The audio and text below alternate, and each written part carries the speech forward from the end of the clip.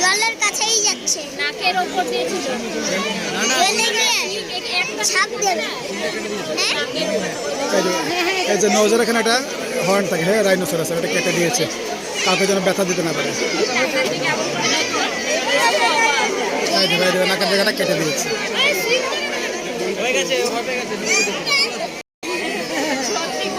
এটা না অনেক শক্ত, এটাকে দা দিয়ে কিছু হয় না,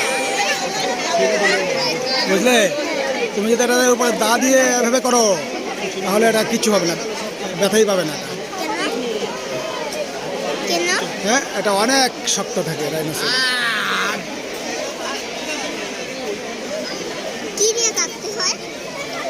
কাটবে কেন? এটা কাটে না, বললাম আর কি।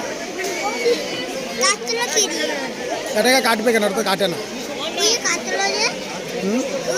কাটলো না তো, এটা চামড়ার ভাঁজ, স্কিনের ভাঁজ। এটা স্কিনের ভাঁজ, এটা কাটলো না। খুব সুন্দর লাগলো, খুব সুন্দর। ওই যে রাইনোসরাস, তাই না বাবা? ওই যে কেউ ওরা যে ভেতরে ঢুকে কাজ করে, ওদের যেন ব্যথা না দেয়, একেবারে মেরে দেয়, পুরো পেটের ভেতর ঢুকিয়ে দেয়।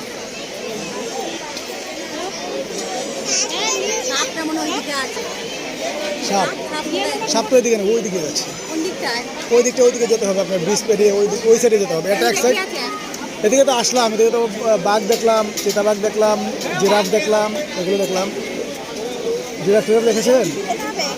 এদিকে দেখতে এক্সিট আছে, এদিকে।